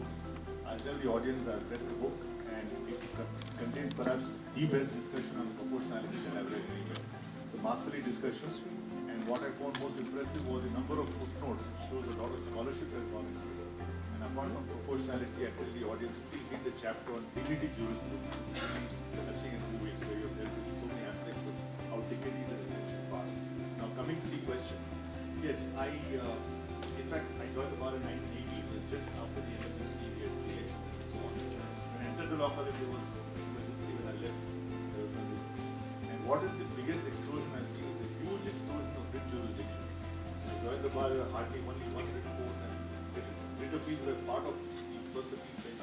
The writ jurisdiction was completely a huge explosion. And apart from due process, we had PIL system came into a big operation. We had a lot of issues with human rights, and the Supreme Court gave the lead that jail is the rule, jail is the exception, and jail is the rule, so on and so forth. And over the years, I find that what is happening now is that increasingly society is expecting courts to be the vanguard of change. And as Justice Kaul pointed out, that's not always very possible, not perhaps advisable. But for the common man, he says that yes, I've got a problem, let me file a PIL. And then that is where the courts have to do a balancing act, whether they can give the help or cannot give the help. Of course, the important changes have been made by the judiciary, for example. Recently the Madras High Court gave a landmark ruling that a homemaker who stayed at home and who has worked, and while the husband was in Saudi Arabia and earned all the money, he said that that lady, she has contributed to the family and she's entitled to half the property. So this was a very important change, which is not there in any law, but it has been created by the law. So there's been a huge thing, and I think that basic judges do respond to what Justice Holmes called the hydraulic pressure of social change. So there's been a great thing. And one thing I'll mention, from the time I joined the bar now, one very important and welcome change is the large number of women judges in the Madras High Court, and Justice Kaul is partly responsible, and the large number of lady advocates who are coming. When I was in the law college, there was hardly any lady students in law, but now I find many women lawyers are doing extremely well, and that's an extremely important improvement that I've seen. Thank you. Thank you, Mr. Datta, for that. I think I entirely second about the last bit of what you've said. At the other end of the spectrum, I can say that 50% of our law students are women, and clearly that is that I expect them to be part of the legal profession. Over to you now, Madhavi Devan. I want to ask you about the question, something that is very much dear to Justice Sikri, about the entire framework of how judges are essentially prepared to deal with complex issues surrounding law and economics and law and policy. Because one of the things that has a direct bearing on the adjudicatory process, especially in the future, is these new issues that are going to come to the forefront for the judges to decide. Are we having enough training and capacity building mechanisms and methods so that judges are able to go beyond their comfort zone when it comes to only using their legal and constitutional knowledge, but also to look at other areas. In fact, one of the remarkable things he's done in the book is to look at issues surrounding law and literature and law and economics, both of which are chapters, essays in the book. So over to you to reflect on that. So the role of a judge, as I see it, is really in the context of constitutionalism, is to serve as a bridge between the constitution and the citizens for whom the constitution exists. And in that process, a judge really breathes life into the constitution, the document, and that requires bringing context into the text. So that process, of course, the context, as we know, will keep changing. There are certain foundational values which will remain the same, but the context does keep evolving, and of course judges lawyers also need to keep pace with changing social realities, commercial realities, and a whole range of disciplines. Now, the law as we know it is multidisciplinary. It does not exist in a silos. And actually, this is something which lawyers ourselves, we need to remind ourselves, it's not good enough to just know the law. You need to have a much broader based understanding, and therefore it's a happy development that in this 5-year law courses, we are offering liberal arts, because that is an important foundational education. But I think that yes, as you mentioned, Justice Sikri devotes a whole chapter to law and economics, and that's really, really important. In fact, I feel that Shiv Shakti Shugat is one of his very big contributions to that underlining that economic underpinning of the law. And to say, and what he really says is that, do we as judges do a economic cost analysis of orders, of judgments? Do we examine the economic impact of our judgments? And a cost analysis needs to be done. Now that can, have so many different, for instance, in say a competition case, where you have, say, an injunction passed or a status quo order passed insofar as an investigation is concerned. Now, are judges mindful of the economic? Sometimes that injunction may very well be warranted, but the question is one mindful of the economic cost of that status quo or injunction, which one might not, in practical terms also, it may not be, you may not even have the opportunity or the chance to really reverse it soon enough if it is warranted. So now, what is the economic cost of that to some unknown consumers who may not be before the court? In a competition case, typically it will be the end consumer who will be affected in ways that he probably doesn't even realize. But therefore, it is very, very important to assess the economic cost of an injunction or an order, or generally or the economic impact of judgments. When we also look at the Constitution itself, and not just the law, the Constitution is also in so many ways multidisciplinary. And it is therefore for a judge, I think the role of a judge is to really join those dots. Because if we look at our Constitution, what is it about? It's about, there's political science in it, there is history, there's philosophy, there's sociology, there is anthropology, identity, there is feminism, there's the environment, there's economics. So and there's a lot more. So, how does it, the challenge is to be able to join those dots. And if we, we've always been trained to look at the Constitution as an instrument of social transformation, which of course it is. But do we also do we overlook the economic underpinnings, the strong theme, which I see at least now of economic well-being? For instance, if we look even at Part 3, Part 3 on fundamental rights, if you look, for instance, examine the right to equality, say in the context of women, and women, say, participation in the workforce, and that brings, say, economic prosperity to her, economic empowerment to her, independence to her, and that transforms her social status as well. So how there is an economic underpinning to that. If you look at, say, equality in the context of caste discrimination, where somebody is compelled to do, say, what his forefathers did, to practice that profession, what are we doing as a society? We are, of course, you're killing, stifling choices, you're stifling talent and all of that. But what we are also doing is to encourage economic stagnation and economic inefficiency. So, there is a strong, economic, there's economics involved over there. If you look at the right to education, it's about economic opportunity. You look at the freedom of speech. When you stifle speech, it can stifle innovation, the marketplace of ideas, and innovation will translate ultimately into economic prosperity. So, yes, freebies also, yes. But so freedom of association, freedom of movement, all of that is about economics. So, I mean, are we looking at that, or are we just looking at these rights in a silo? Similarly, part 4 is equally, distribution of resources and economics in so many ways, maternity benefits, equal pay for equal work. So all of this, involves an understanding of various disciplines, and to be able to join the dots and see the larger picture, the role of the judge. Thank you, Madhavi. That was fascinating. In fact, this is part of the running theme, not only of the book, but also many contributions of Justice Sikri. I also want to mention that he also talks about literature, and to what extent literature can shape the idea of law itself. Let me quickly move to Justice Khanna. Justice Khanna, one of the things that Sikri is very conscious of is the need to promote access to justice.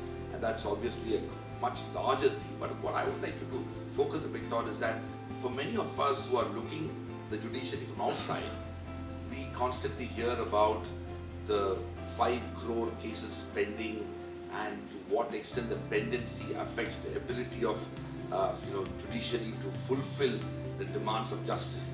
Now, of course, as an academic, I'm a little bit familiar with the nuanced reasoning that we need to have when it comes to understanding numbers. Can you throw us a little bit light on these numbers, but also to what extent judiciary is responding to the challenge of access to justice?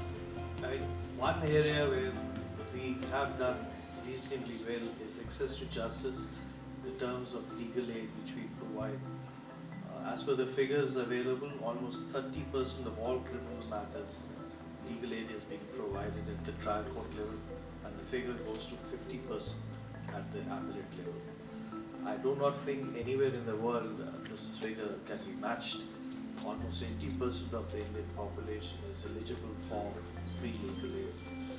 In fact, most of the Western countries, it's very difficult to get legal aid at the appellate stage because they don't want taxpayers' money to be spent. The PIL also has broken down the traditional locus standi principle, and that's helped us deal with a lot of problems and issues both in the High Court level and the Supreme Court level. Pendency is a big problem, it's an issue, but if one looks carefully at the figures, 5 crore figures, if one excludes almost 65% to 70% would be criminal matters, and many of them would be 138 and traffic challans.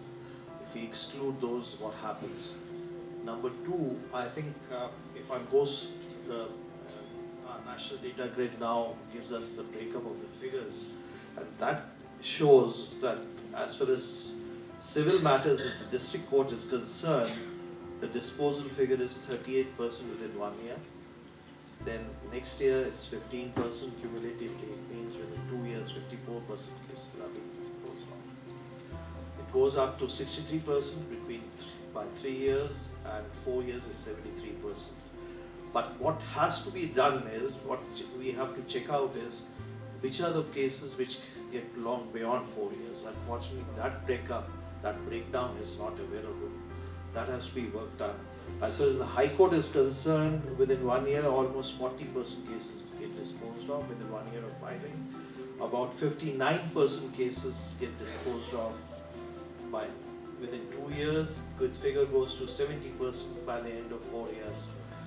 That's fairly good, but still, why should we not be able to dispose of the other matters? It's something which we have to take into account, and probably every High Court will have to work on it, because it's not acceptable that a case takes 5 years or 6 years. We have been often talking about pendency. We have to also have figure of pendency, because pendency doesn't reflect the day the case is filed. It will become a pending case. We have to have breakup also with regard to the pendency figures. Until unless we have the backups, we will not be able to move forward and tackle this problem. Thank you very much, Justice Khanna. I'm myself not familiar with some of these figures you said, so maybe there's a case for getting that numbers out. Mr. Datta, I want to come back to the access to justice question. One of the ways by which we can look at access to justice question is also about the enormous faith that the ordinary people of India have in relation to judiciary.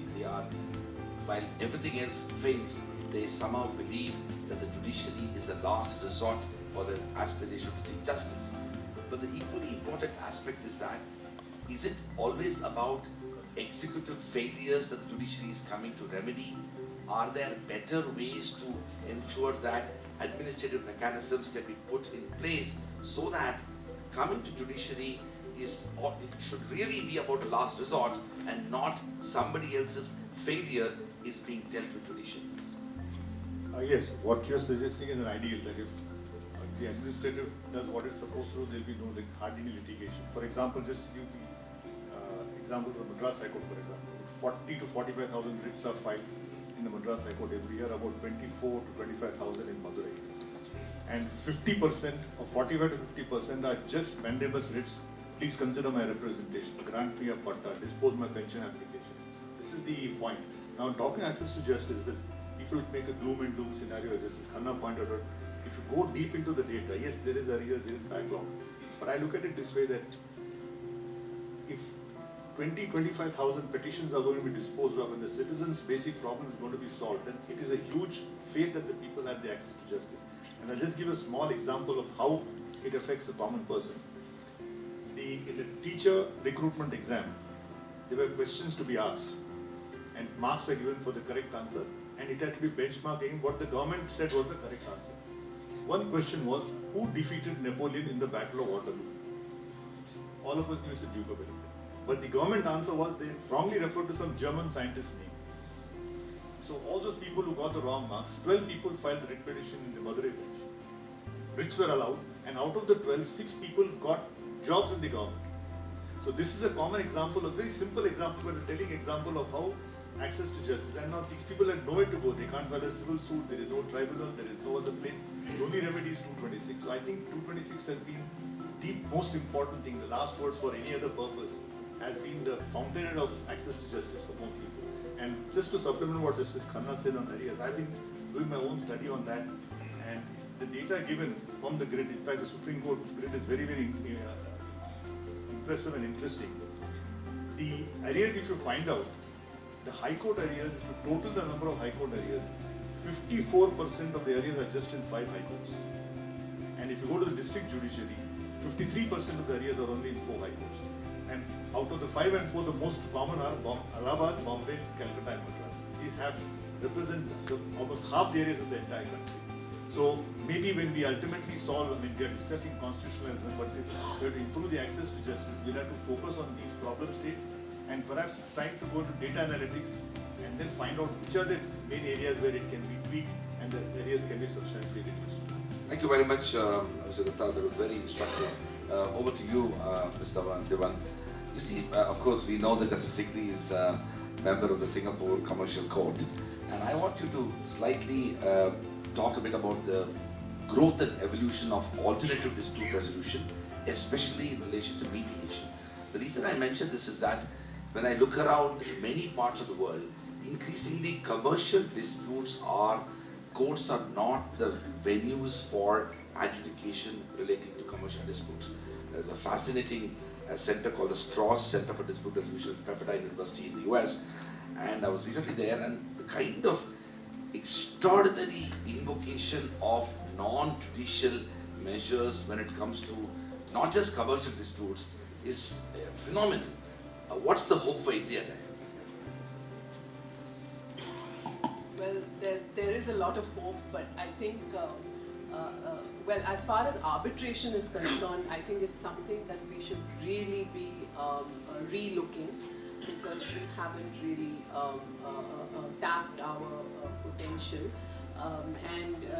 India, actually, we have, you know, the human resources are very much available. You have hundreds and hundreds of lawyers coming out of law colleges every single year, and these lawyers are going to need work.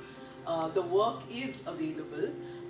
You know, I found that a lot of public sector undertakings were going to foreign destinations. They were drawn to these what I could describe as you know, tourism, arbitration tourism hubs in, say, Singapore or London.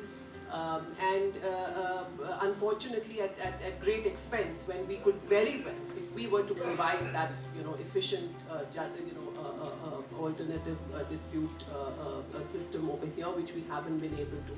But I think there is great potential to be able to tap our human resources, create specialist bars with completely specialist and exclusive for whether for arbitration or for mediation, and train them in law schools in collaboration with top law firms. This can very easily be done. It requires, however, a lot of determination, because this can be a real win-win situation for both lawyers and for litigants. And of course, mediation. I don't know how much we are really packaging mediation as, because it's not regarded as glamorous for young lawyers. So are we, that needs to be done, whether law schools are really taking them up, because I think that there is phenomenal potential. Thank you, Madhavi. Well, we are coming to the end of this. One last question, one question to all three of our distinguished panelists. I'm going to start with Justice Khanna. Justice Khanna, we are in 2047, we'll be celebrating our 100 years of independence. I would like you to do some blue sky thinking. What is your dream? How do you see the next over 2 decades shaping the future of legal system, but especially in relation to constitutionalism, rule of law, democracy? Same question to all three of you. First, The wish list is very long. I think there are too many problems as of now. On the side of the citizens, I think better compliances. I think it is an issue. Discipline is lacking, self-discipline is lacking, hopefully with education and entitlement that you're part of the government or part of the whole system, society. On the part of the government, simple laws, less laws, humane laws. Perhaps enactment of law of mistake, accepting human beings are prone to mistakes, we make mistakes, and recognizes, at least in cases of bona fide or technical errors or mistakes made. On the part of the judiciary, shorter, smaller judgments, except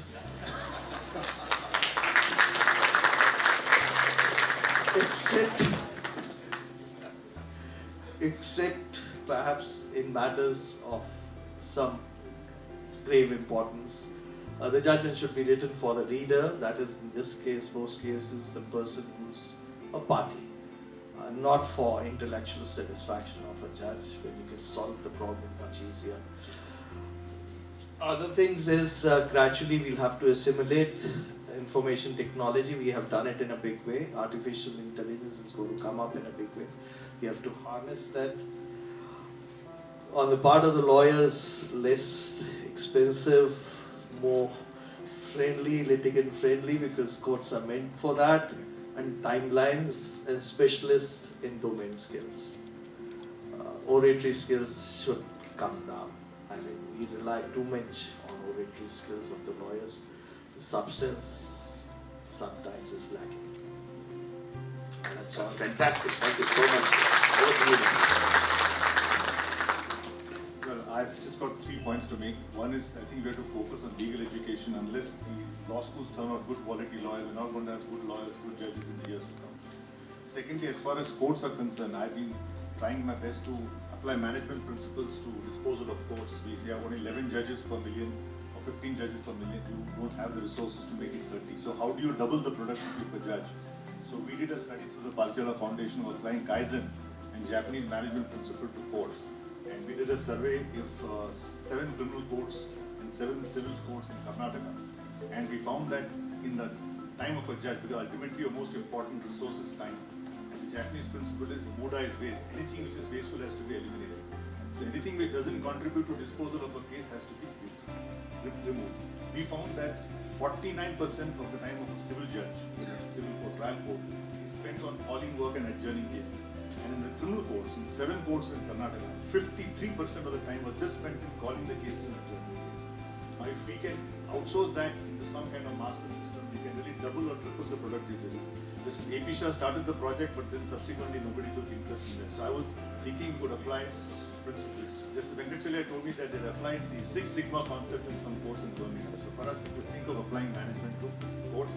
And lastly, I want to say, apart from courts, We have got the tribunal system. We have to be easily create a tribunal, but no infrastructure is provided, no things provided. And a large number of cases can be disposed of by tribunals to really strengthen that system. That really is a very, very big need to strengthen a lot of the load of the courts will be taken away if we strengthen that system. Thank you so much. So two things really. One is, I think, more effective public engagement between the citizen and our court system.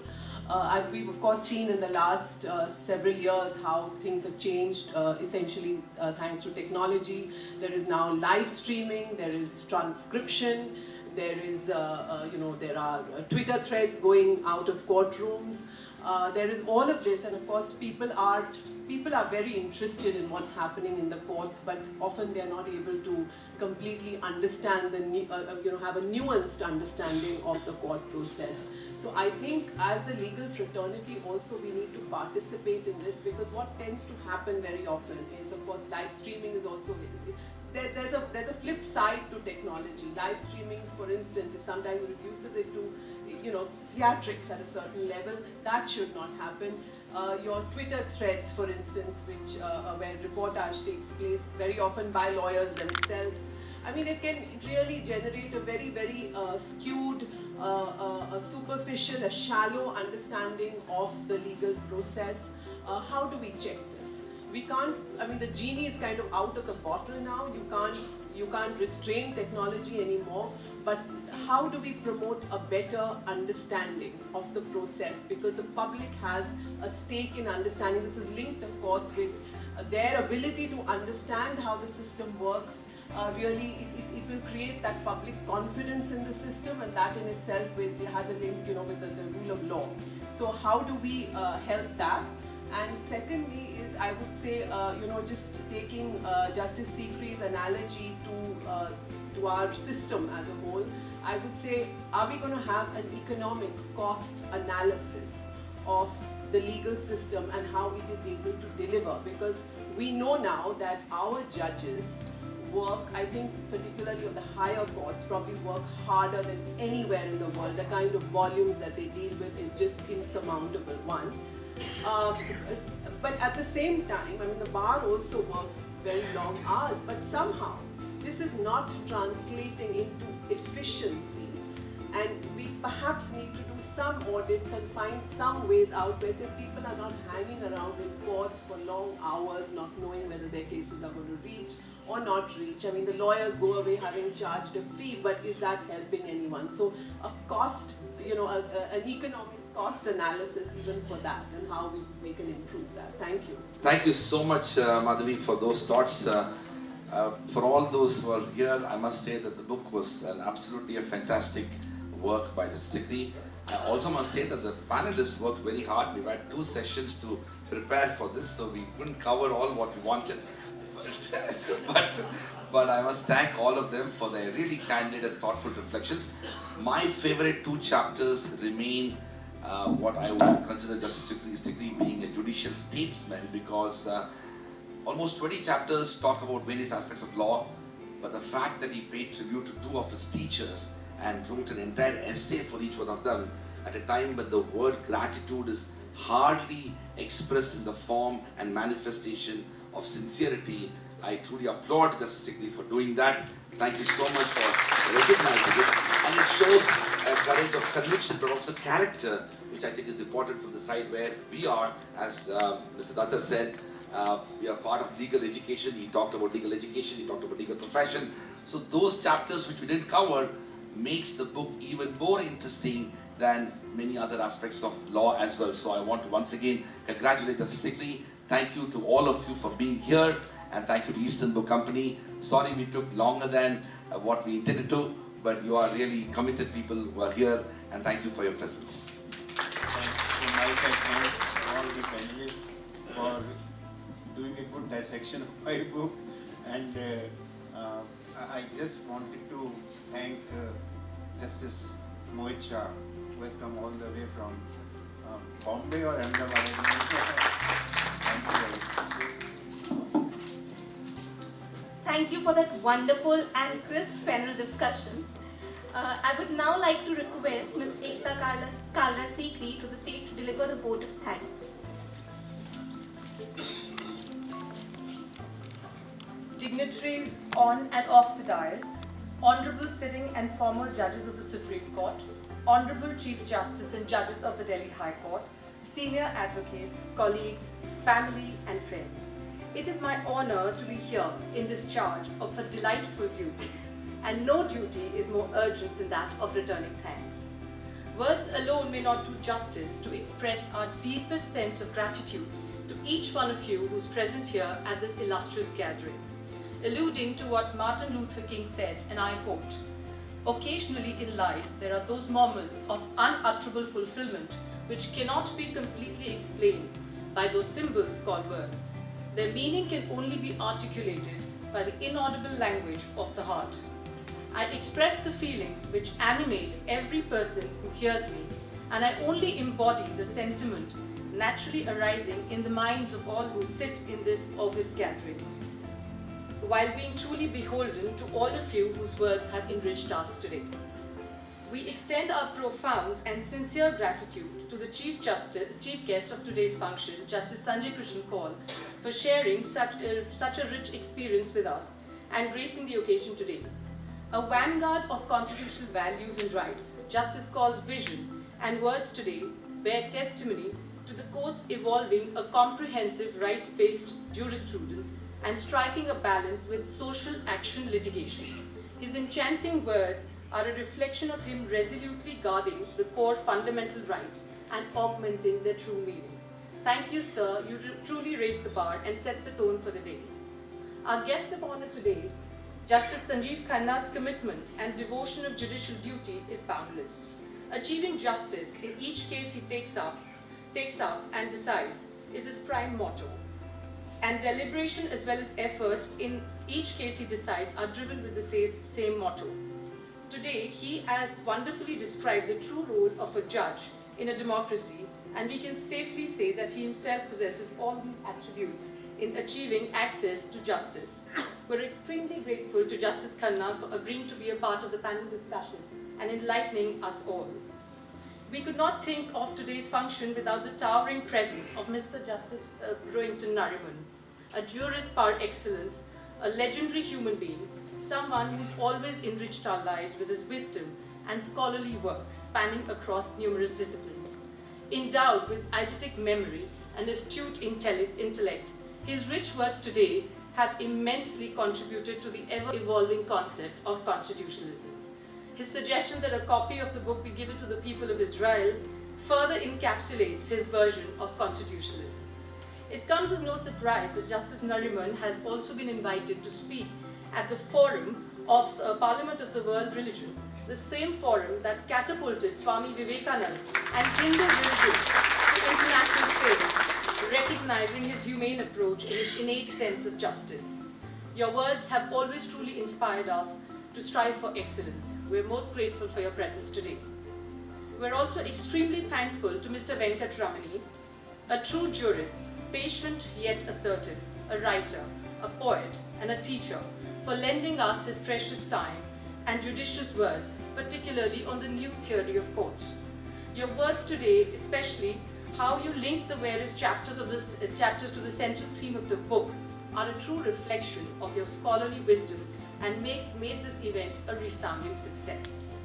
The guru, the preacher, the emeritus professor of law, Padma Shri Professor Upendra Bakshi, who's been a great academician and mentored the top legal minds of the country, including Justice Sikri, became a source of inspiration for the author and the added impetus to create the synergy for this book.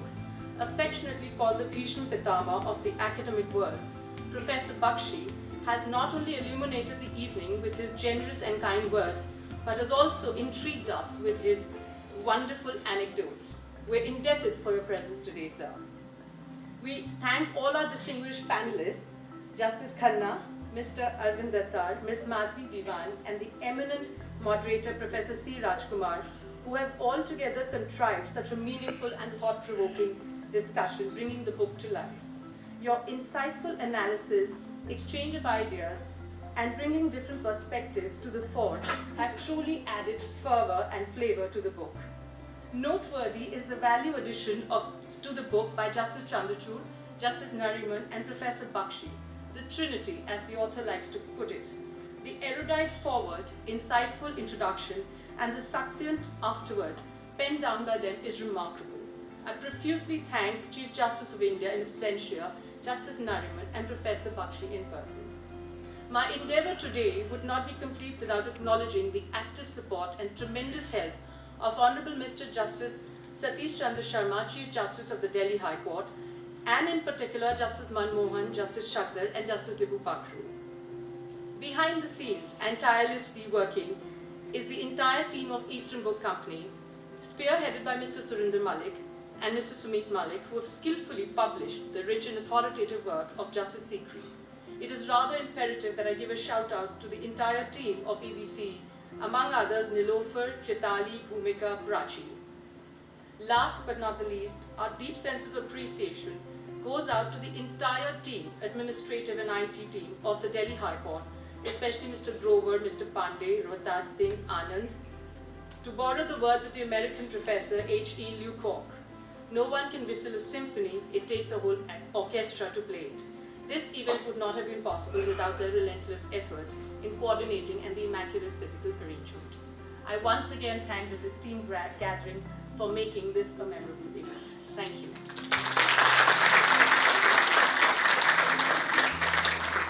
Thank you, Ms. Sikri. I would like to take a moment to thank Mr. Ravinder Tuteja, Registrar General, Registrar Caretaking, and his team, particularly Mr. Rohtas Singh, Deputy Registrar, for smooth organization of today's event. With this, I would like to declare the end of this event. I request you all to please proceed to the lounge for high tea. I would request you all to please allow the dignitaries to reach the lounge area for the high tea and give them 5 minutes, please. Thank you so much, everyone.